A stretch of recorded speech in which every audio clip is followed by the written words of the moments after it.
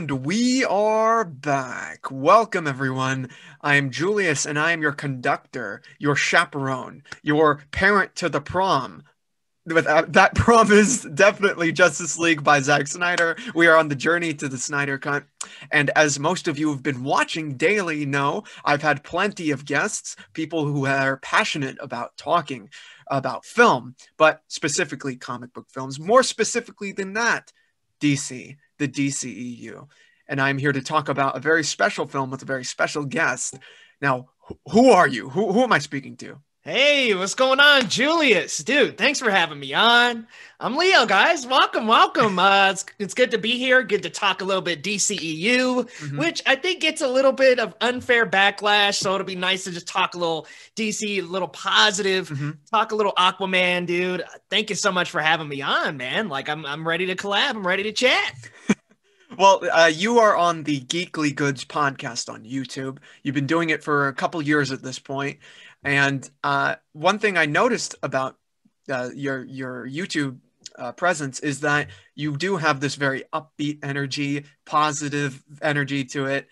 I was kind of taken aback because you were just like so. You obviously have a deep love and you have a lot of fun when talking about this stuff.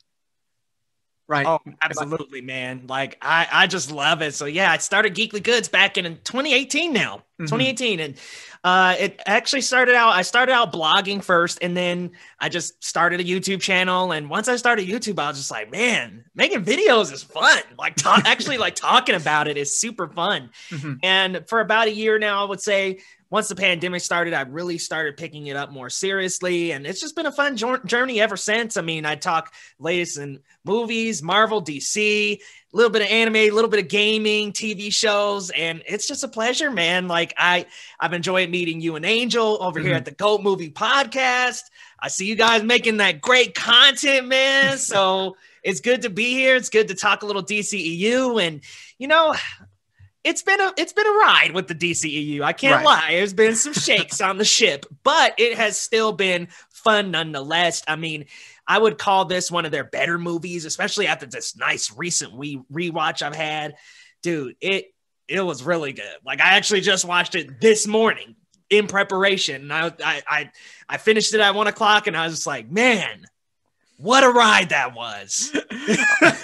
I really appreciate that. And I got to tell everyone, the reason why I know Leo to be a professional is because, like me, he got himself some tea. He knows that this can do a number on the voice. So of course, we have to, hydrate. I really appreciate everything you said, and I appreciate everything you do. I saw you on the podcast you did about Spider-Man. You had my co-host Angel on, and you also had Real James on, who's a really nice guy, who I got talking about Shazam in another video. So I look forward to that. You guys were just having you were talking in the way that we all talk about this stuff, about the first Spider-Man film. And I saw that. I was part of that live chat, and I was like, man, I want to talk to this dude. I want to see what's going on with him. And here we are. We're going to talk about the movie you watched today in preparation. Aquaman, with Jason Momoa and a whole bunch of other castmates. Look at this. Look at this picture right here. See? This is all you need to say. Man, there he is. Our boy. My man. Man, I before we get into the real minutia of this conversation, I just want to say, look at that suit. So good. I mean, just this looks like Aquaman in the comics, and that was one problem I had among many with Justice League. Is I was just kind of like, he doesn't look like Aquaman. He doesn't have the trident. Like, what's going on? They said it right. James Wan said, "Fear no more, everybody. We are getting you your Aquaman." Yeah. And here he is, man. Well, you brought up Justice League and Aquaman and Justice League. Obviously, we are leading up to the Snyder Cut, as it were. Establish how you feel about this whole Snyder Cut movement, the film itself. What do you feel about it? So I gotta admit, man. Uh-oh. I'm a Marvel fan. I love my Marvel. And so I was one of the people that thought when Justice League came out and I saw Justice League back in 2017, I thought, okay, this is it. You know, this is the Justice League we got. Little unfortunate. I admit I wasn't a big fan of the movie. So I was a little heartbroken. Heartbroken, man. Having grown up, watched the Justice League cartoons, read some of the comics, and really enjoyed DC as well. It really hurt. So Yeah. I done the journey of the DCEU with Aquaman, Shazam, 2 great movies that were just, I was like, wow, they made these movies, but Justice League, what? So when the Snyder Cut was announced, holy smokes, extremely excited. I mean, I went to Fandom and I saw that first trailer, and I gotta admit, I didn't know what to think. I was a little bit mixed about it. I was like, this feels a little weird. But the closer it gets, the more excited I get. And I pick and tease with my friends all the time. I'm like, Marvel's going to be better. You guys already know Falcon and Winter Soldier. Oh. At the same time, I'm still going to watch and enjoy that Snyder Cut, man, because, man, it just felt like a dagger to the back to get that first Justice League. So I am excited to see what Zack is bringing to the table and to see the Justice League, most likely how they were meant to be presented in the movie universe. So I'm excited, man. I can't wait. I always pick on people though. I'm always like, Snyder Cut, whatever. But down to my core, I am definitely so excited, man. Like, I can't wait. Yeah, well, you brought up that first trailer you saw during DC Fandom, and you weren't 100% certain about it. What was missing? When I saw the trailer, it kind of looked a lot like the same Justice League. Like, I was like, okay, this looks a lot like the 2017. Not a ton of new scenes. Obviously, Darkseid ended up coming in another teaser, so that got me a little bit more prepared. But when I saw that, I didn't like the Hallelujah. I didn't really like the trailer much because it didn't really have a ton of new footage.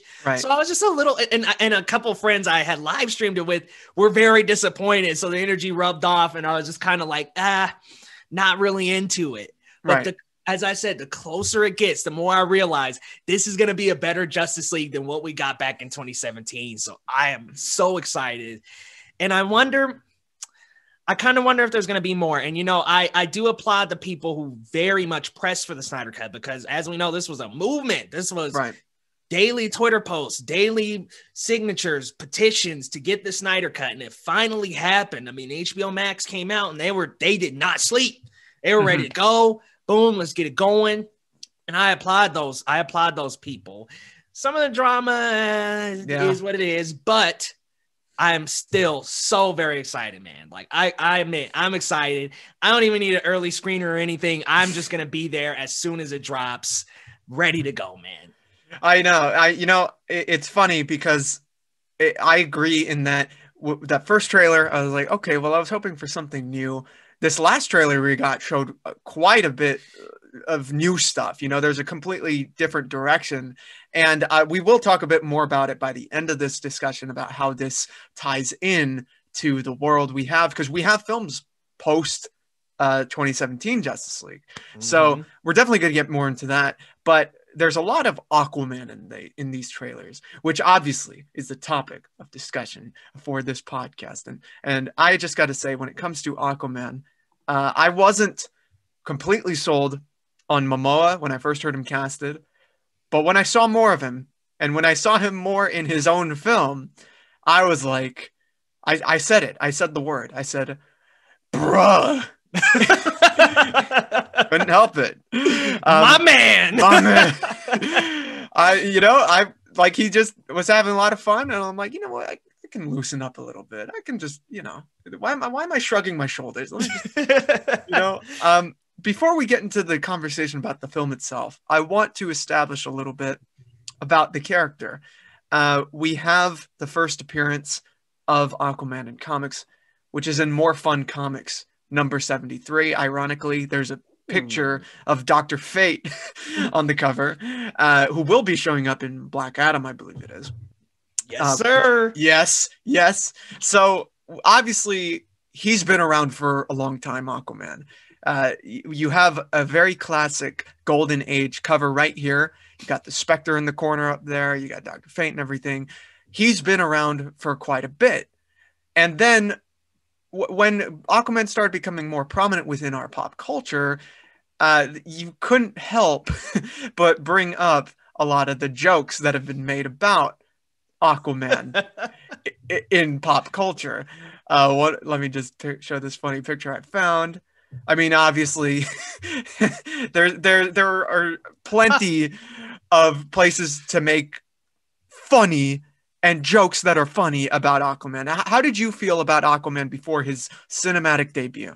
Oh man, I mean, I loved Aquaman. It's like I discussed with you before the cast. I loved Aquaman in that Justice League cartoon, and I also loved him in that classic orange and green that he's got on there. But you're right, he has been a character that's been kind of, poked fun at. Mermaid Man and Barnacle Boy from SpongeBob.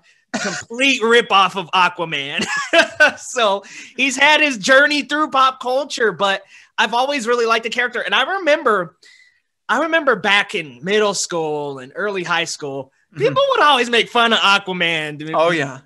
Oh, he just talks to fish. How was that helpful with Superman and Super Strong? And you got Wonder Woman and Flash can run. And I'm like, come on, don't make fun of Aquaman.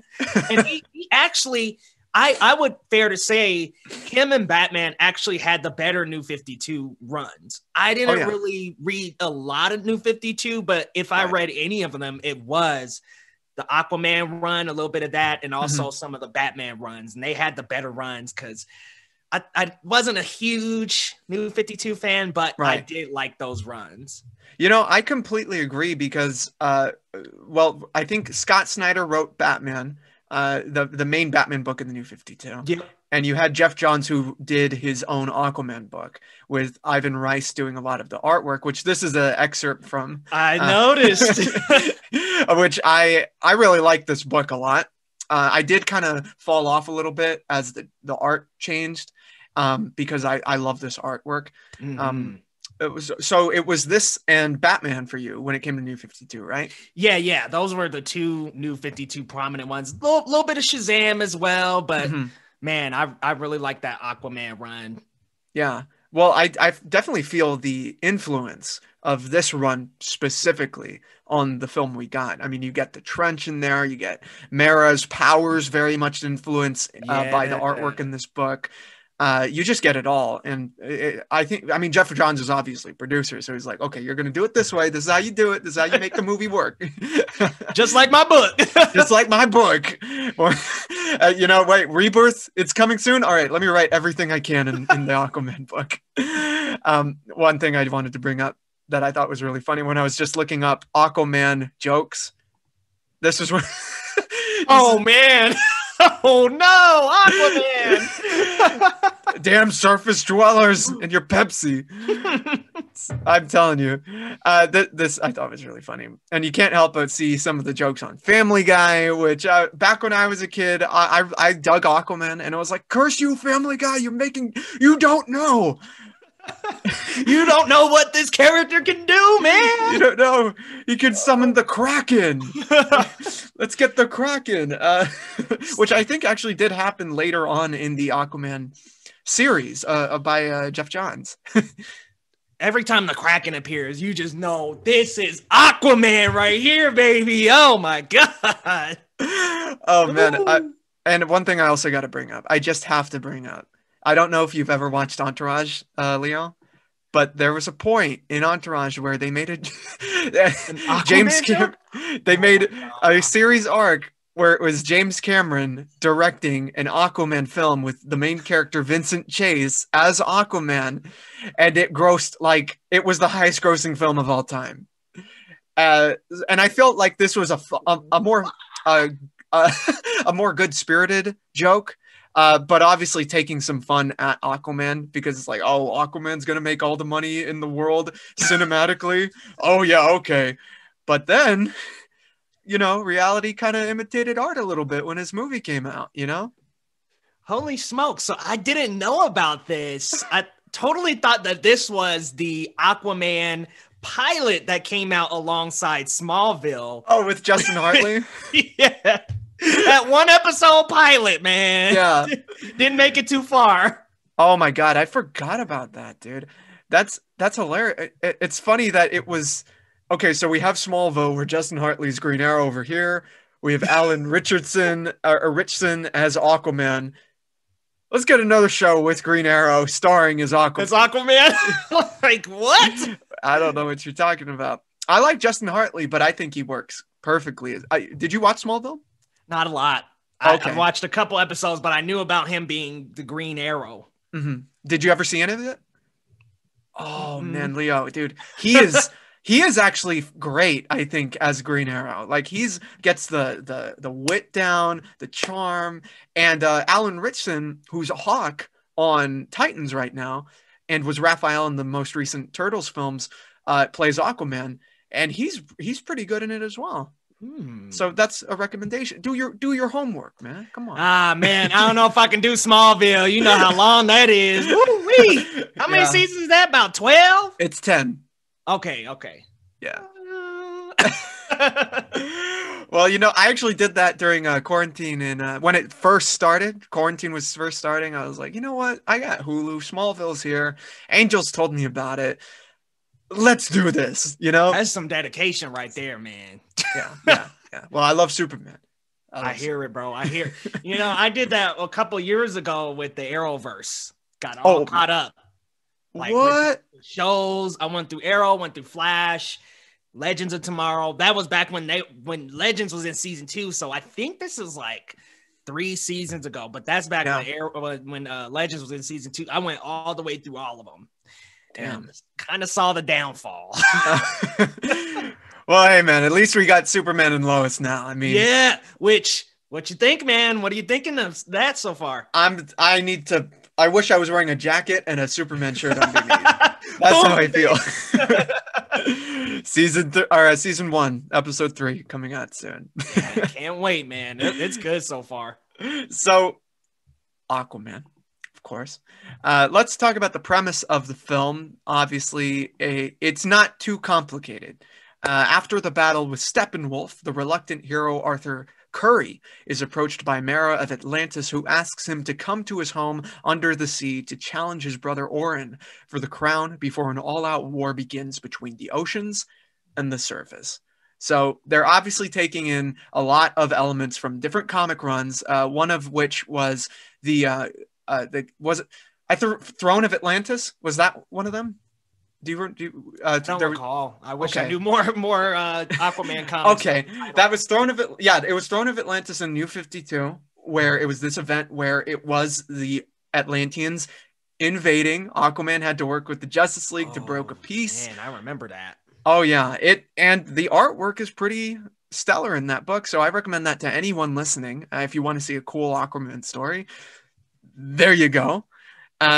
So what do you think about when you hear, okay, we're getting the surface versus the Earth people.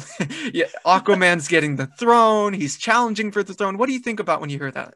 Oh man, I like it because this is Aquaman's story, and that's where I was confused in Justice League. I was like, all right, what are we doing here? Because I didn't know where he was in his journey. Right. Until about mid-movie, and then I was like, okay, when he had that kind of small piece with Mira, which it was kind of weird in the movie where it seemed like she was a surprise presence a little bit. Like it kind of almost felt like a first interaction in the movie, but they had interacted before.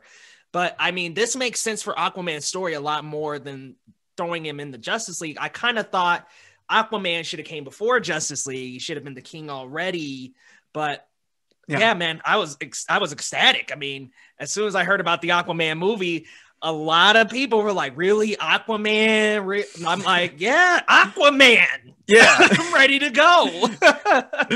I'm ready to go as well. I feel like this story works very well. I watched your review and you brought up how it was very similar to something like The Lion King or Kimbo the White Lion, which was the basis for The Lion King. And I thought that was a really good point because we've seen elements of like Hamlet in storytelling since Shakespeare's time, obviously. And I felt like that's a very different but cool direction to go with when it comes to this character. It reminded me a lot of Thor and Black Panther in some of the story elements. Yeah, okay. It's very much and why I related to Lion King, and that was a good point to bring up both Thor and Black Panther, is because you have the responsibility of being a monarch bestowed upon somebody who, in Aquaman's case, he doesn't think he even deserves it. So people like Simba and Thor definitely are just not at the age and wisdom to where they could be a king. Whereas Aquaman doesn't even believe he deserves to have the crown, doesn't even want the crown, but he still has this large responsibility to get it in order to unite the sea and the land. A war that has been going on for centuries that has to be stopped. So it's such a cool, just such a cool story to follow some guy who just feels like an outsider, feels like he doesn't belong there, but is the king of the sea. He is born with that birthright through his mother. And it was so cool. I like the monologue at the beginning and the end. My mother and father were never supposed to meet, but their love saved the world. Yeah. What a cool premise, man. Yeah. Well, I love that the story really is about potential, because Arthur does have the potential to unite the rest of the world with the oceans in a way that, I mean, obviously we do take advantage of the ocean, in real life, dumping stuff. There are plenty of whales that could just be cool, but they are a product at certain points of the world. I mean, I love that this is about potential, and unity in that way. It reminds me a lot of the potential and that was brought into Black Panther, where Black Panther is very Wakanda, Black Panther, the nation. Wakanda is a place of self-isolation, cuts itself off from the rest of the world and kind of looks down on the rest of civilization everywhere else. I mean, but which is fair when you look at their civilizations, like, wow, that's actually pretty nice. And I like that Atlantis is kind of like that, except it is more militant. You know what I mean? Yeah. How do you feel about that? Yeah, they got the military might, that's for sure. Yeah. And what I really like about this movie is, just like Black Panther, it feels self-contained. And that's something that I applaud DC for in their films. They actually self-contain their stories a lot more than Marvel does, because Marvel always kind of has the needle in the haystack every movie where, there's characters connected, up to this point, you get references from so many movies, and that's cool and all. Don't get me wrong. I love the MCU. But what I like about DC is, and especially this movie, is just it stays focused on Aquaman's story. And it stays focused in Atlantis. He's not jumping on a phone call with Batman. Like there's really no interaction with any other Justice League character in this film. And that's what I love so much about it, is that we can focus on Arthur and his personal journey to overcome his doubts and become the king of Atlantis, the king of the seas, yo. Yeah. And Atlantis looks so beautiful. I mean, they did a hell of a job on Atlantis, even just down to the details of the flowy hair while they're underwater and the tech and how beautiful it looks. Marvel did a great job with Wakanda, and DC did a fantastic job here with Atlantis. It looks believable. It looks real. And it just flows so well. The colors are wonderful with all the bright greens and purples and blues. You feel like you're in an actual place when you're watching the movie. You're just like, holy smokes, like, does this exist? Let me go dive in the ocean real quick, because I need to see this for myself. I will risk being crushed by the increasing pressure. I sure will. Just to get a glimpse of that light. You bring up the Marvel stuff, this is a quick side note, but Atlantis does look beautiful, but I'm very curious how Marvel's going to approach Atlantis when it comes to Namor. I'm very curious if it's going to be similar to this, or if it's going to be a stark contrast, whether it's something more apocalyptic, a bit more dark, a bit more horrific, you know what I mean? Because I need to see Namor like ASAP.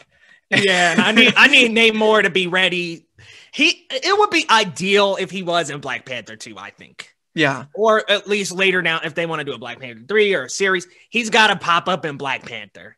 Oh my God. As I would be completely down. I know he fought in World War II with the invaders and everything, but I'd be down if he was a straight up bad guy in this, dude. Yeah. Yeah. I mean, him either being in Black Panther 2 or the villain of that Fantastic Four film. I mean, on God. We need Namor. I feel like Namor is just cooler as a villain. Like, yeah. give us a villain. We already got Aquaman over on DC. DCEU is rolling with Aquaman. Aquaman 2 will come out soon. So excited. Namor, make him evil. Just yeah. Marvel. Go for it. We got good Atlantis over here, and now we got evil Atlantis over here. Yes. Good. Let's do it, man. But yeah, you brought up how this is a self-contained story, which is one of the stronger elements of it. And it actually does feed into Aquaman's character, the fact that he's not calling anyone else and everything. And that was where I was really worried about the casting and what I saw in Justice League, because he was very much like Aqua Bro-ish a bit. Which isn't really what we've seen in terms of the comics, in terms of this or that. But that the him being a loner is very Aquaman, you know, him being dedicated to Atlantis is very Aquaman, you know, and I just feel like that strengthens his place for that he's not calling Batman, you know, like, could you help me out? Like, no, dude, I'm here. I'm enough, right? I rule most of the planet, right? In the second film, I need him to show up to the UN and be like, where's my spot? Right. I mean, seriously, like in that second film, he's got to be Aquaman as we know him, because at this point we've had the origin story. We've had the doubtful adult who became the stoic king. He's got to be showing up like, I'm Aquaman, bro. Like, yeah. And that was what bothered me a little bit about Justice League with his character, like the bro stuff. I was like, all right, hold on. Like, Aquaman is a stoic king-like character. Like, he is a monarch. Like, when Aquaman comes around, people are like, my king, like, he is a monarch. Yeah. At the sense of the word, at the deepest sense of the word. So I'm like, he needs to come up, have that trident ready to go like he did in the movie. Yeah. And let's talk, y'all. Like, they're going to see that's something funny they can play off in Justice League 2 is be like, homie grew up. Like, yeah.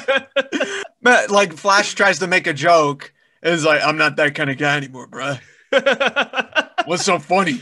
He just stamps the trident in the ground.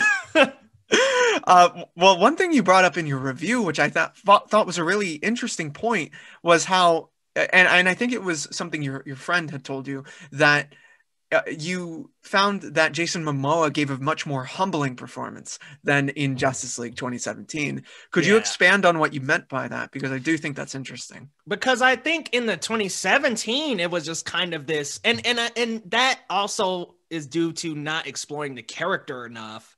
Right. But just the impact he had on me from that 2017 was very bro-ish, very surfer dude, very like, and a little cockiness. Right. And it was just kind of like, this isn't very Aquaman. This isn't very him. Versus where in this, we get to see self-doubts. We get to see him have, right before he gets the trident, him have that conversation with the sea creature saying, I might not be fit for the king, but I'm who this world needs. Yeah. And it was just like, holy crap. Like, that's somebody who wasn't like, you know, the bro we got in the last movie at all. Yeah, right. Like, you know, he wasn't like, well, I have the right to the trident. It's me. No, he was very much like, I need to do this because I believe in love in my people. Yeah. And that was just so, like I said, humbling. Because it's somebody who doesn't even view themselves as a monarch, as somebody that deserves to sit on the throne even, but they just want to protect their family and they want to be exactly what his mother said they needed, a hero. And it was just a much better performance. I mean, man, that 2017 Justice League, it didn't really get the characters correct with anybody. Right. Well, how do you think it'll differ in the Snyder Cut? Because that's obviously set before this Aquaman film, and it's that similar period, but there are going to be different events taking place near the end, obviously. How do you think his personality will differ. Will it be more aqua bro-ish, or just more of the stoic type of personality? I think it could be a blend of both, and I think it could potentially give us a little bit of explanation as to why he was that way, because I kind of took it as he might have even been a little bit younger and just a little less experienced. So he kind of maybe showed a different personality with the Justice League than he would with anyone else. And so that's what I'm very excited to explore in this movie, is like Aquaman before, like the actual Aquaman before his movie. Like, give us a little bit of how he got where he was. Like, I mean, we just didn't get anything in that movie from him besides that little piece with Mira. Like, I want to see a little bit more of that if we can. I want to see like where he came from, but I know, but I want to see from that perspective. I just want to see a little bit more about his character, who he is. Just give us a little, and I think Zach will give us some more, because I mean it's going to be 4 hours, so I'm assuming we'll get a little bit more. I would be mad as hell if he didn't do any of that with a 4-hour movie, dude. Right? Like, I need some origin stories with Arthur, Barry. I know we're gonna get some more Cyborg. Oh, you have to. We got to get some more from them, because I mean, what came out before Justice League? Wonder Woman, Man of Steel, and BVS. And Suicide Squad. Yep, and Suicide Squad, and nobody else in the Justice League was explored. So give us some more. Give me something good, man. Yeah. You brought up that sea monster when she was talking all that mess to Arthur. Funny enough, I learned quite later that sea monster was voiced apparently by Julie Andrews. Really? Yeah, I was shocked when I heard that. I was like, Mary Poppins? Right. I didn't even put 2 and 2 together. Wow, that's awesome. So, I mean, speaking about this cast, right? You got insane. Like, let's list off some of the cast members. You got Jason Momoa, Willem Dafoe, Patrick Wilson, what was it? Dolph Lundgren, Nicole Kidman, Tamora Morrison. I'm like, you just got stacked up cast. You won. Thank you. I mean, I compare the other ones, the other films, and I'm like, they didn't have the star power that Aquaman did. Right. Like, I want to, it's just like every character in Aquaman was just like somebody who was very known. Yeah. And it's amazing that it was Aquaman. That they were like, yeah, let's all go for that one. Right. It wouldn't be like Wonder Woman, or I mean, and even Momoa himself, you know him as Khal Drogo from Game of Thrones. Yeah. So like, even he brings a little bit of star power to this, and it's just like, dude, you've got him, Kidman, Dafoe, that right there, Patrick Wilson. Like, those are some big names. Yeah, it's big talents. Like, man. And Shazam, not even Shazam. Like, none of the other ones really have that just gravitas of star power in it. It's just so powered. And I wish we got a little bit more Will Dafoe, but Aquaman 2. Yeah, Aquaman 2. The Snyder Cut, he's in there. Yep. Willem Dafoe with his crazy ass face. I need it. And that bun, bro. That bun. I was surprised, man. I was actually and Yahya Abdul-Mateen. Oh, dude, don't even get me Black started. Manta. So good. Dr. Manhattan. Dr. Manhattan and Night Owl 2 were working together again in Aquaman. Fantastic. This is...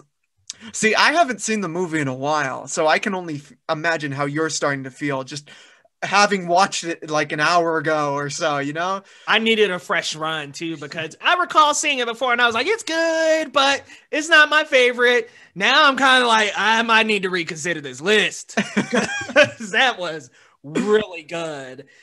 Oh, my goodness. Such a great exploration of a character, and I know I said it earlier, but it's just so well self-contained. Yeah.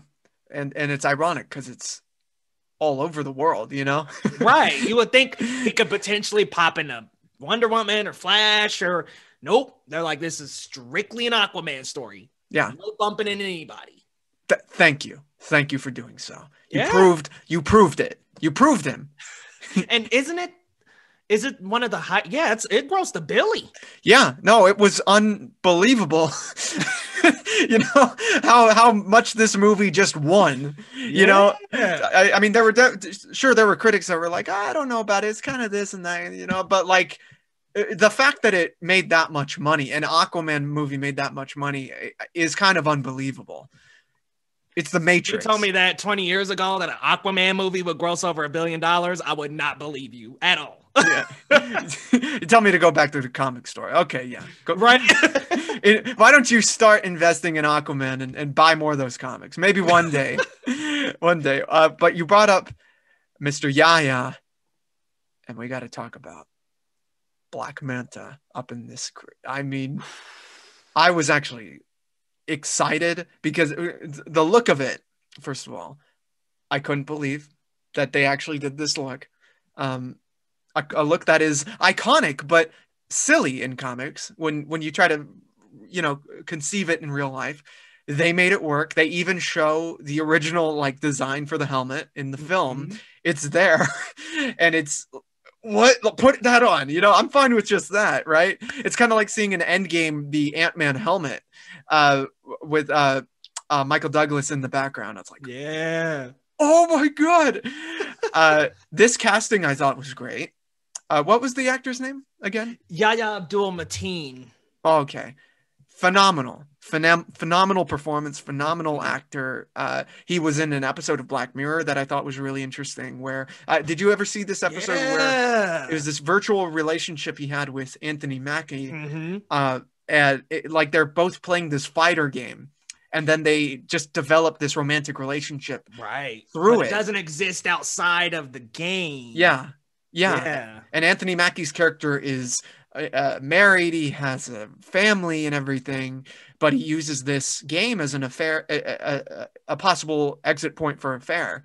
Very fascinating stuff. And he's great in that episode. He was in the Watchmen series on HBO as Dr. Manhattan. So good. Yeah. This guy is a rising talent, I think. What did you think of him in Aquaman? Loved. So that was one thing they really did well was Black Manta, the suit, the laser beams from the eyes. But what they really got right was the personality and the hate for Aquaman. Yeah. He loathes Aquaman at all times. His sole mission is always to take down Aquaman, no matter what media is in, whether that's Justice League, Young Justice, any of the comics. He wants to take down Aquaman, and he was just absolutely bloodthirsty. Yeah. And part of you could see where he was coming from. The thing about villains is they always, whatever their motive is, it's always just over the top. Because, I mean, if he wasn't a villain, he could have just like said, like, dude, like, let's talk. Yeah. I feel like you're responsible for killing my father. But when I rewatched it, because before this rewatch, I was kind of like, oh, he kind of did. But I mean, it was his dad who shot at him and the ocean came through. And then he just said, like, you know, like, pray to the ocean that this doesn't take you guys away. Man, it was just what a moment that was between him and his father and him just swearing to kill Aquaman. And those little moments where Patrick Wilson's Ocean Master is trying to work with him and he's just like, I don't need this gold. I don't need any rewards. My reward is killing Aquaman. Like his sole motive is to kill Aquaman. And I love that they touch on that this rivalry has been in his family lineage and that the battle between his family and the sea has carried on for so long. It's such a great character. And Yahya Abdul just killed it. Absolutely killed it. And man, when Aquaman gets rid of him and then we get that post credit, he's ready to go. Yeah. He's about to be back, ready in Aquaman 2, which, and it was a little concerning at first before seeing the movie because it's like, dang, you bring in two of Aquaman's biggest, where are you going to go after that? But I like that there was a little involvement, only a little bit of involvement in with Black Manta here, because then it's like you can bring him back. He can be the next big bad, or he can even keep popping up in the movies, which that's a mistake Marvel tends to make is they bring the villain and then boom, they're killed or disposed of immediately. I like the notion of a villain that always comes back. And that's what's so good about this Black Manta appearance is it is quick. It is one scene where he uses the eyes, but we're going to get more of him. He's coming back. Oh my God. That excites me. One of my favorite, I'll say one of my, cause there are a couple different ones, but one of my favorite scenes in the film is the opening where you do see the birth, as it were, of Black Manta.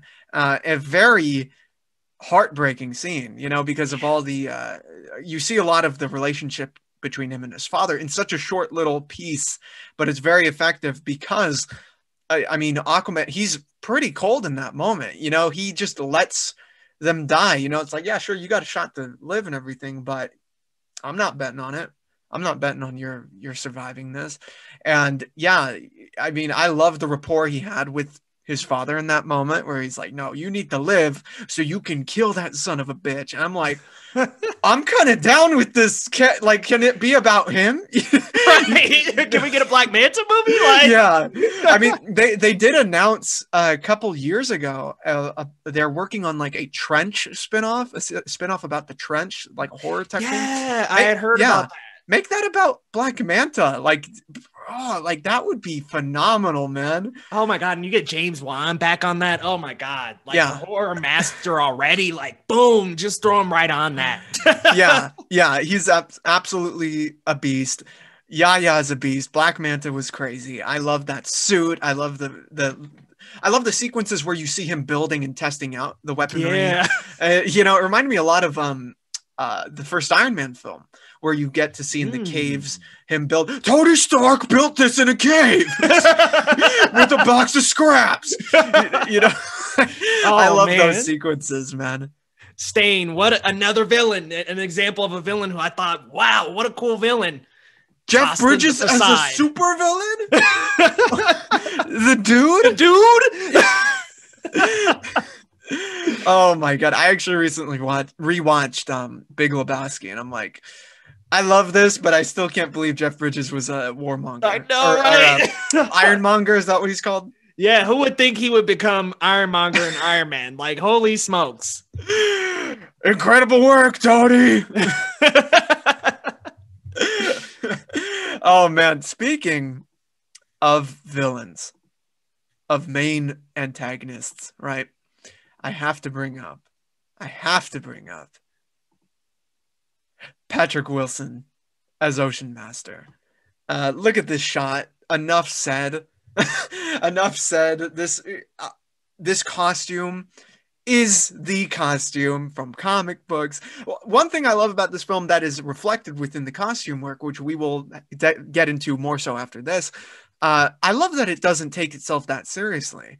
You know, it's not like this whole, like this super dramatic thing. There are obviously stakes, but they have the color, they have the costumes, they have the crazy music. I think they have Pitbull play in one moment of the movie. Yeah. You know, like Aquaman has fun. He's like, redheads, am I right? Yeah. You know? When they clash and the water just like splashes the audience and they like look at each other and they look back and they're just like, yeah. That's what I'm talking about. And it's reflected completely with Ocean Master. So what did you think about Ocean Master in the film? He's got his problems. He has hatred for Aquaman. What did you think about him? So on my first watch, I thought, and by the way, this recent watch is like my second watch of Aquaman. So I hadn't even seen Aquaman since back when it came out. But when I first saw it, I was like, really? Patrick Wilson? I don't know. Like, But on this recent rewatch, I was like, man, just like Black Manta, he had a gripping hate for Arthur, man. And what I liked about their dynamic is that even when they were at each other's throat and he was ready to battle Aquaman, Aquaman steps forward to him and says, wow, I remember learning that I had a little brother. And I really looked forward to getting to know him. Like, and it was just like, there's that opposite dynamic right there. Somebody who just actually cares about his brother and how hateful and vengeance driven he's become versus Ocean Master, who was just bent on ridding the world of him. I mean, just step aside. I'm the king. I'm the one true ruler. Yeah. And another example of a villain whose intentions may be pretty understandable, but they just take it way too far. Yeah. Instead of approaching things with diplomacy and with actual conversation and trying to find a solution, he was just ready to go to war with the surface. Like, just Yeah. And then it's just like, wow. I mean, Patrick Wilson did a great job. I like the suit. I don't love it though. I kind of wish that it was just maybe a little updated. I know, because it does look like it looks exactly like the comic book suit. It does. It looks exactly like it. Something about Black Manta and Aquaman suit just really work. Yeah. I don't know what it was about Ocean Master. Maybe it was the headpiece for me. But I was just like, I don't know. I wish there was just a little bit of a modern update. Well, it did feel very kind of CG in the way that the others did, you know? Yeah. Yeah. I think you hit the nail right on the head there. The others felt authentic and they felt like an actual suit and a believable suit. And then I think for me, it was just the headpiece, the chest, everything else was fine. It was just the headpiece looked a little too CGI. And I would have liked maybe it could have been a little less shiny. I don't know. It was just throwing me off a little bit. But I think Ocean Master himself, really cool performance. Yeah. Great performance by Patrick Wilson. I mean, that's exactly who Ocean Master is. Yeah, that's who he is. He calls him the half-breed. He believes he's the supreme because he is the full blood. Like it's perfect. It was perfect. Straight up bigot. Yeah, I mean, seriously, I'm like, this guy hates Arthur, man. But one thing that I thought maybe just one little detail, he wasn't really as shocked that he had the trident. And I was kind of like, wouldn't he kind of be like blown aback at the fact that like Arthur, the half-breed, has the trident? Like I kind of thought that was maybe one opportunity, but it's small, very small detail. Yeah. Just some kind of like shock or like, what, you have the trident, like you like, but it didn't seem like that was really in his plan anyway. So yeah, and that fool can't talk to fish. See, this is where talking to fish comes in handy. All right, you get to rule the ocean. Yeah, he just like Aquaman when he confronts the sea creature. He's just like, the sea creature's like, you can understand me. I know, right? Like a pivotal dramatic point. Like he's about to die, but the joke saved him. Right? Like, wait, what? You can understand me, huh? And you brought up that headpiece, how it didn't look too, convincing. I agree, but I'm gonna go to the beach in a couple of weeks, and I will be wearing that headpiece when I go into the water. So. It'll look better on you, man. It'll be made out of tinfoil. Man, one thing I want to bring up was that Ocean Master is obviously the brother and mortal enemy of Arthur, someone who's a victim of the stagnant rules and views that Atlantis imposes on their young. And like we mentioned, he has a deep hatred for surface dwellers, which is then transferred to Arthur. That's what they call him, Aqua Arthur. But he does bring up some points that do make him a compelling villain, I think. Mm-hmm. The treatment of the ocean, oil spillages, pollution. What are Earthlings doing to our planet? Like our people are dying. They're being poisoned. They're being killed. Like diseases are happening down here. This is not good. We have to do something. And yeah, like what did he say that was wrong? His execution is questionable at best, but he really did remind me of, Eric Killmonger in Black Panther, where he was bringing up all these valid points of contention with people.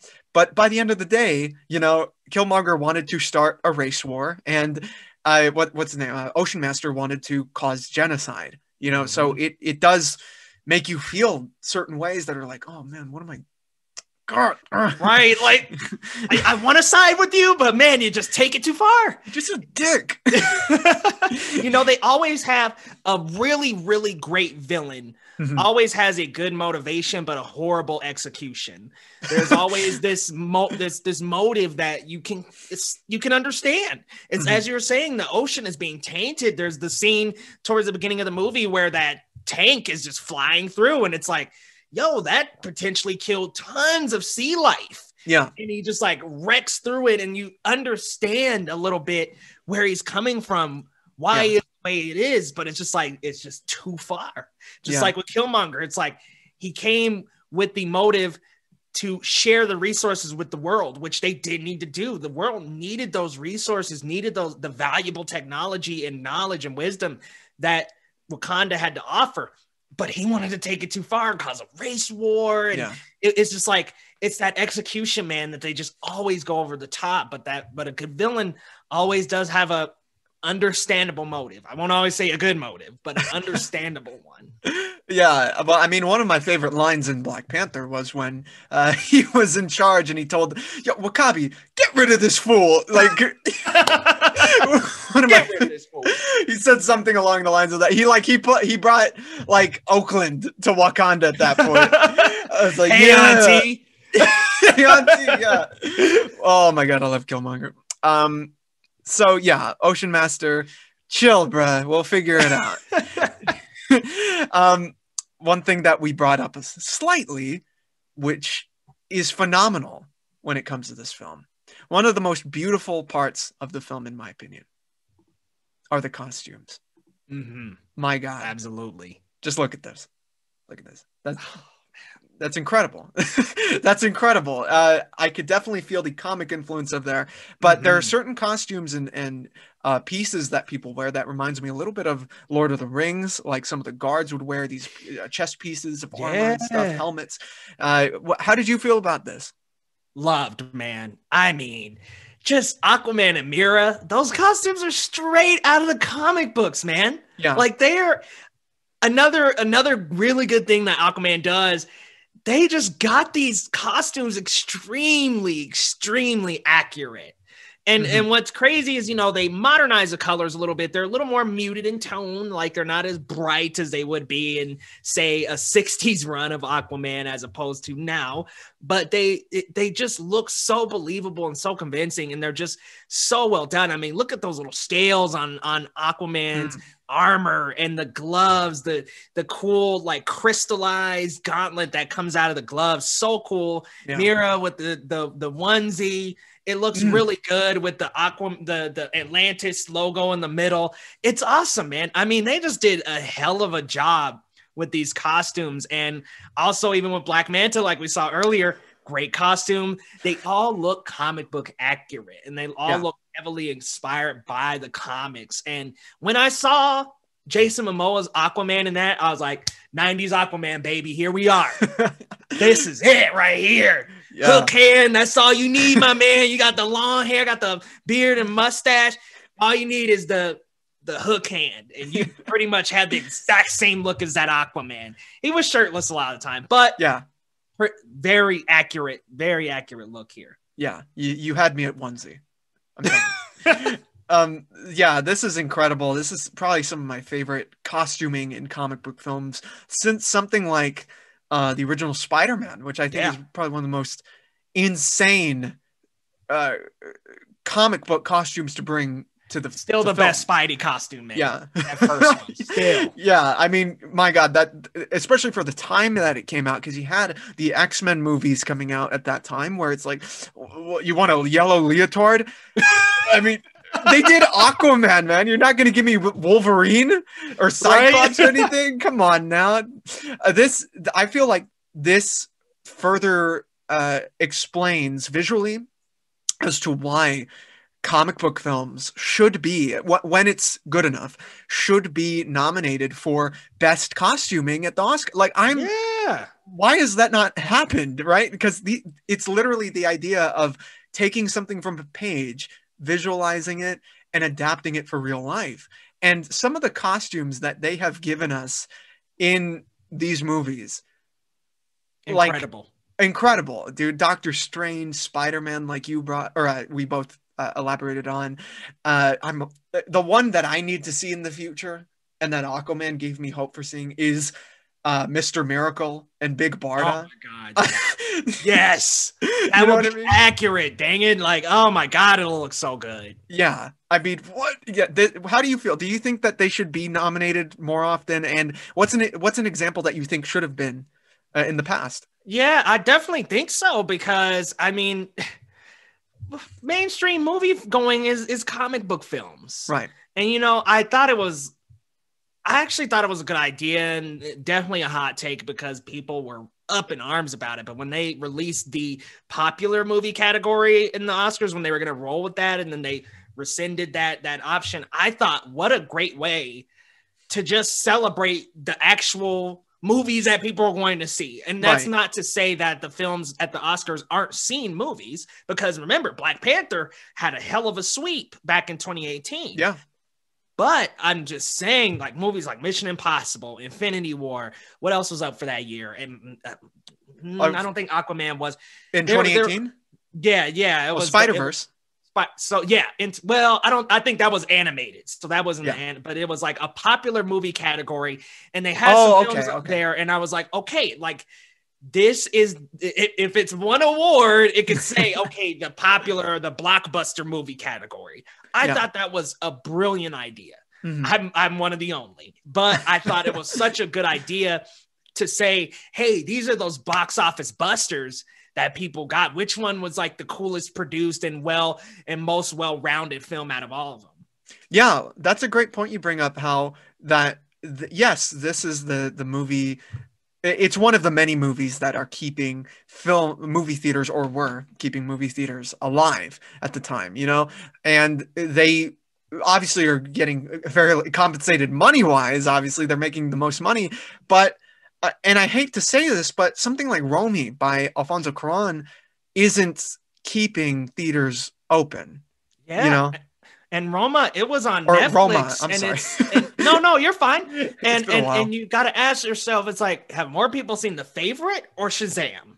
Right. You know what I mean? It's kind of like, that's why I like that popular movie category, because it does it would have talked about the popular films that, okay, here's this category where people actually know most of the movies. So then if people did tune into the Oscars, they would say, finally, some movies I've seen. Like, because a lot of the time people don't watch the Oscars because it is, unfortunately, for the broad movie-going audience, movies they haven't seen. You know, on a release weekend when you got The Favorite, and this is just hypothetical, but you got The Favorite, Roma, and Shazam all showing. Everybody's going to Shazam.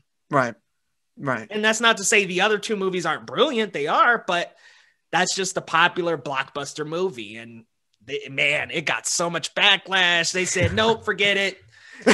Well, I think people on the outside of the Hollywood scene probably feel that there is a disdain amongst like Academy members and stuff towards those genre films. Which is unfortunate, because those are the ones that are keeping the movie theater business going, you know. Primarily, it's unfortunate that there's that disdain. I know there's the criticism, oh, there's nothing to it. I mean, we all saw what Martin Scorsese said in 2019. But there's a complete balance, I feel like. And an example of that balance was Joker of that year, right? Comic book movie, but was appreciated by a lot of cinephiles, you know, but all I'm asking for are costumes, all right? Right, you know? That's all I'm asking for. I'm not asking for best picture or best cinema or whatever. Costumes? Captain America? I mean, it's just like it's like Cap. I mean, any Iron Man, any of the MCU movies, you could just say, hey, this could be not Guardians of the freaking Galaxy. Yeah, I mean, it's just like and you had Suicide Squad win, and I was, you know, I understood why. But I was just like, man, Aquaman, Black Panther, all these films, they didn't, but Suicide Squad did. You know, it's just, honestly, most of the comic book movies that are in the top or upper tier could totally be nominated for costuming. Yeah. Totally. Yeah. At least a nomination. At least. I'm not even asking for the win. Right. Just a nomination. They typically will squeeze into VFX. So it's like, come on. Right. Yeah. Come on now. Come on. What? The Danish girl is going to take over Aquaman? Come on now. I mean, Django Unchained is a different story. I like the costumes in Django Unchained. Oh, of course. Yeah. Of course. I love that blue PC movie. Any Tarantino movie, man. I love the costumes. Yeah. See, that we know. Imagine the one that breaks through is actually if they make a Plastic Man movie, and it's Plastic Man and he's in that same jumpsuit and he gets an Oscar nom. I mean, like, yes, I'm okay with that. We made it, baby. We made it. Plastic Man. Let's make it. And also for visual effects, because Plastic Man has to like turn himself into stuff. Yeah. You Leo knows. That's why he's here. One thing I wanted to bring up, a very cinematic quality to Aquaman. We were talking about the Oscars. One thing that is huge at the Oscars is cinematography. And my goodness, Here we are. Here we are. Let me show you Oh right now God. some of the shots we got here. Please. Yes. Yeah. Oh So my God. so these are just some of the shots in Aquaman. I have the name of the cinematographer. I think he is Don Burgess, I believe his name is, the director of photography on the film. What do you feel when you see these images? You saw them in motion today. So how were you feeling just looking at the movie? Oh my God. Gorgeous, man. Gorgeous. Look at this. I mean, just, it's like, gosh, that trident is gorgeous. And King Atlan standing over all the Atlanteans and just what a beautiful shot. I mean, that's something that reminds you of Lord of the Rings right there. Oh my goodness. And even the bottom left one. Oh yeah. That one very much screams James Wan. Yeah. Like that, and the trench as well. Very James Wan. And what was cool in this movie is totally James Wan stamp. There were jump scares. There were jump scares in Aquaman. I mean, seriously, Nicole Kidman, Tamara Morrison, and of course, a young Aquaman, they're sitting on the couch, and all of a sudden, guards from Atlantis bust into the room, and it's like, what? Like, that's a jump scare right there. It is just shot so magnificently. That scene with the trench, with the one light going down, all my God, creatures following them, phenomenal, gorgeous. Yeah, that was actually one of my other favorite scenes where it did turn into a one horror film. Yeah, you know, the trench is just, and they're probably more frightening than they are in that book that Jeff Johns wrote, and they're pretty, disturbing in that. But I love that the way that the light is used in those scenes, and on top of the water, that's probably my favorite parts of the cinematography, how it's shot. It uses, because a lot of it is virtual cinematography, obviously, but they do have sets that are set up with the lights to mimic how light is reflected within water. And I thought that was, it was phenomenal, and on the boat reminded you of a horror movie. Yeah, like it was totally like zombies creeping up, surrounding you. I mean, I'm like, dude, this is Juan's element right here. This is it. Like, he was. And I remember hearing about him directing the film, and I'm like, wait, James Wan? Like a horror? And it's like, you could totally feel that influence right in these scenes, like the claustrophobia of those creatures, a trench closing in on him. I mean, before they got to the light and their flare goes out, I'm like, oh my God, oh my God, oh my God. Luckily, they made the light in time. I wanted to bring up the guy's name. The director of photography is Don Bruges. Pardon me. He also shot. He has an extended career. I was going to say, that sounds familiar. Yeah, he shot Forrest Gump, Castaway, The Book of Eli, 42. Like, the guy's been around for quite a long time, and this is so different than all those other films, and I love the way that Forrest Gump is shot. I love the way that Castaway is. It got similar feelings to that scene with the trench, where it's very frightening, very tight compression and everything. It's crazy how telling his career beforehand fed into this movie. I mean, it's just shot gloriously, and he's got a heck of a track record. Yeah, I wasn't the biggest Book of Eli fan, but shit, it looks great. It's shot well. It looked like the end. Yeah, the end of everything. Yep. I mean, you felt like you were in post-apocalyptia. That's for sure. With Denzel protecting me. I mean, come on. And he also did Flight, by the way, with Denzel Washington. Oh, sweet. Yeah. So this guy's he's an example. Those shots, he does some good wides. That one with King Atlan, that was awesome. Oh yeah, the one with King Atlan. I love the one where he's Aquaman is in the middle of the battle, and he like lifts his trident. He's like, yeah, man's so good. Yeah, the Kraken comes from beneath the earth, and just he's like standing on top of it with the trident. Like, what the hell? This is awesome. Look, you know how legit this movie is? It got Aquaman riding a seahorse, and the whole theater went insane. Yeah, right. Oh my God. It totally, you write that down on some paper and show it to somebody, a casual movie. What? You see it? Oh my God, you're loving it. Yeah, I'm hyped. I'm like, where was he in the Battle of Mordor? You know what I mean? On that same seahorse. Right.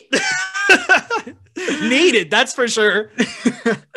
uh, one thing that is significant about this film is that it is set after Justice League 2017. It's completely different than all the other, most of the other films in this catalog that we're going to be talking about through the series. It directly references the events of that film. So this does tie into one of the questions I had regarding to the Snyder Cut when it was announced, and that is, how does this tie into the universe, or now multiverse? What do you think? So I think it'll kind of have the same effect a little, because Mira does meet with him and she's like, you defeated Steppenwolf, and I think that's still going to happen. So I look forward to that. It just makes me wonder, like, I think he's going to get a couple more scenes in this, kind of pondering his origin and who he really is. And also, like, give us a little bit more of that, the Aquaman that we got in the beginning of the film, kind of questioning Atlantis and what it actually is and whether he should actually return or not. Like, right. I'm hoping that this follows his psyche and where he's at before Aquaman, because he's kind of like, in the beginning of that movie, he's like, yo, these guys exiled my mother, executed my mother. So he had like a reason to never go down there. Yeah. And I would love a stronger conversation between him and Mira, because it was just so quick. And like in Justice League, he was just, nope, I'm not coming back. Like, I want him to like face her and say, they took my mother from me. Like, yeah. I need some lines. I need some strong lines. And I haven't seen the 2017 Justice League in a while, so maybe he does reference, but just a couple more stronger beats with him and Mira, and just a little bit more pondering of that origin, a little bit more time with that character, which wouldn't take away from the 2018 Aquaman. It wouldn't take away from any of that. So yeah, I would love to just explore where he's at that time. And not so much just the bro stuff. If Zach wants to keep that in, which he probably won't, fine. But it's like, give us a little bit more of Arthur and where he's at mentally right now. Yeah, I agree. One worry that I did have about the Snyder Cut was that some of the stuff that would be in the film and featured heavily in the film regarding Aquaman, maybe even Wonder Woman, could be kind of redundant. That's one worry I did have, because we did have a movie heavily about his origin. You see the flashbacks, you see how it ties into the future and everything. It's like, I feel like those worries are justified, but I think what you said was a good way of looking at it, is that this is a different perspective. It's a different filmmaker completely. This was supposed to come out before Aquaman. So hopefully it can work in that order, hopefully there won't be too much. And I think Zack Snyder would probably realize that. Right. Because the movie did come out. So hopefully this could be a good exercise in knowing what to cut out of the film, Yeah, hopefully so. And I know that there's gonna be like a battle between Steppenwolf and the Atlanteans. Looking forward to that. Like, get our Atlanteans, man. Like, oh, that's gonna be tight. Yeah. Willem Dafoe. And then also the Mascaran. I think there's gonna be an extended battle there. Like, let's do it. I'm ready. A much darker and more bloody battle, which I'm very curious how that's going to, relay, especially in Atlantis, where you see the blood flowing throughout the water, will there be sharks and stuff? How dark are we going into Atlantis? Ooh, the depths. Under the sea, as it were. Yeah, I'm very curious, and I'm hoping that the Snyder Cut does meet everyone's excitement. You know what I mean? Because no one wants to go into a film hating it. I feel like that's a waste of everyone's time. That has been a very prominent thing of like people saying, you got bias, you got this, you got that. It's like, look, let's just calm down. Let's watch the movie. You'll like it or you won't. Right. Let's just all watch it. Let's watch it, review it, put the drama aside. Let's just watch it and go on. And I don't believe that there's anything different than this, but Justice League, this Zack Snyder's Justice League is going to take place before Aquaman, before all that. So I hope it won't actually change any continuity too much. Just be, instead of the Justice League we got in 2017, boom, we've got Zack Snyder's. And then if they do a 2, if they go with the 2, which I was a little gripey about, but if they do a second Justice League, give it back to Zack. Like, look, we did the same thing with Whedon with the first Avengers and then Age of Ultron. Give it back to Zack. Give it to somebody who actually seems to care about these characters and care about the progression of story and progressing the story in a way that could positively impact these characters. Yeah, that's actually a really interesting point, is how the possibility of this movie, Zack Snyder's Justice League, making this world timeline make more sense. Right there. What if that does happen, where it's like the movie ends and then, because it was supposed to come out that way, you know, the movies after were planned with this movie in mind, but we got a different direction, obviously, to say it lightly, you know, to be nice about it. So I'm very curious if when Zack Snyder's Justice League comes out, maybe it will make this universe make more sense, you know, a little tighter. Yeah. Like kind of coordinate things a little better. I'm hoping so, but it almost seems like it will come out and then it'll have like a Zack Snyder universe and then another concurrent. And I kind of hope that they just tie them together. Like, I don't really want to run another universe alongside and then you also have Flashpoint, which could potentially reset it all, a new Superman. So I kind of hope once the Zack Snyder's Justice League comes out, kind of ties everything all together in one timeline. Or if they want to split, am I going to complain? No, because I'm going to be there for everyone. But I kind of just hope after Zack Snyder's Justice League comes out, if they want to continue doing a Zack Snyder universe, just make it be in the DCEU continuity. Like, have the continuities running together. That would be great. I mean, I'm not going to complain at this point. Like, I've done some complaining, let me tell you. And if Zack Snyder's Justice League is great, hey, I'll be back for every installment. Yeah. Well, you know, it's funny because I've felt the same way. I've been like, what is going on? Yeah. You know, like before, but as the movie comes up closer, I'm just like, okay.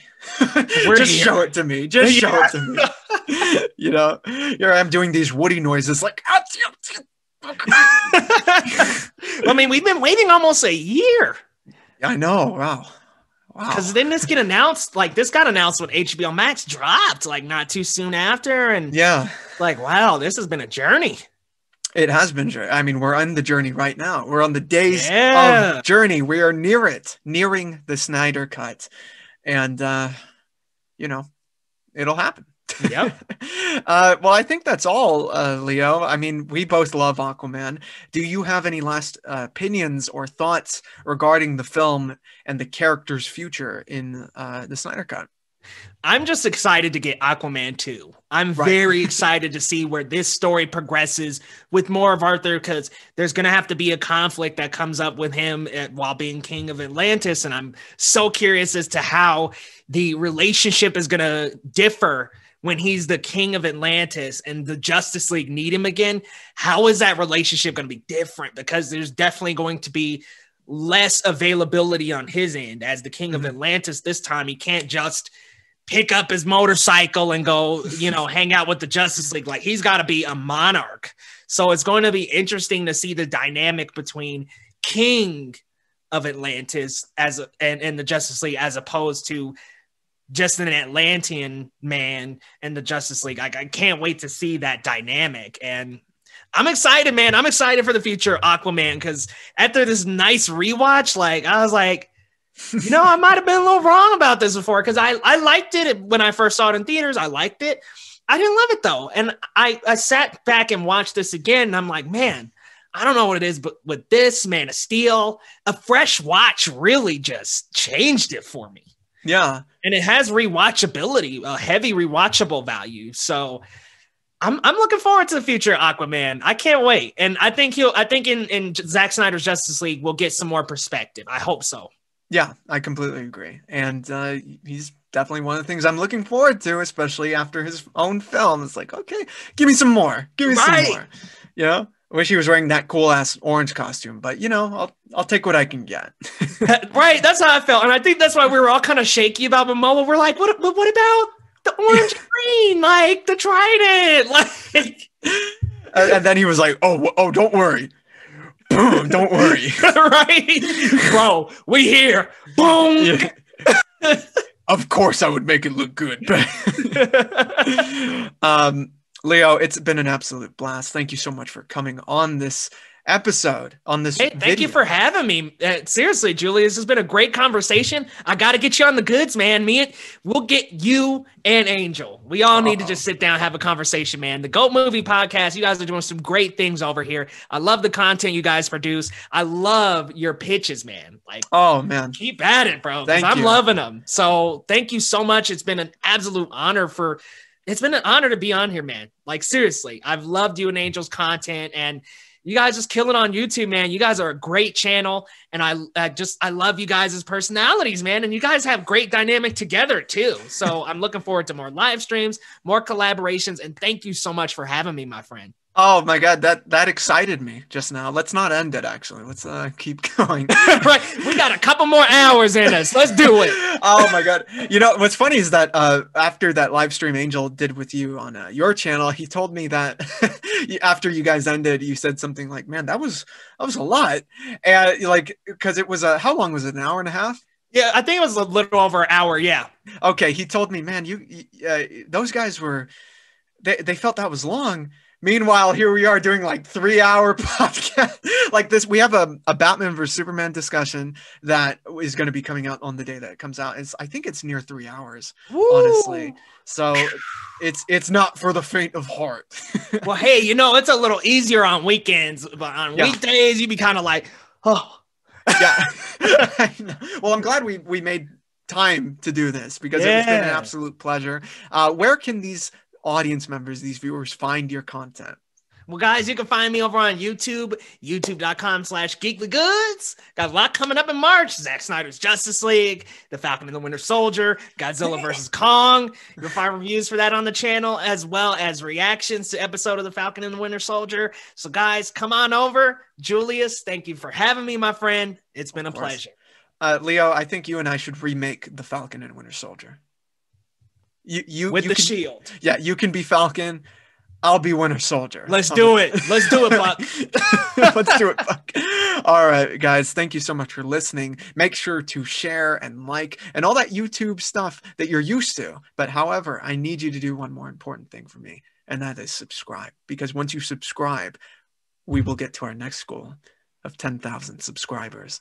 And once we get to 10,000 subscribers, we'll have enough people for an a journey to Atlantis. We can fund it finally. Okay, I messed that up, but I'll do better next time. How about that? Thank you guys for listening. I'm Julius. That was Leo. Stay safe and goodbye.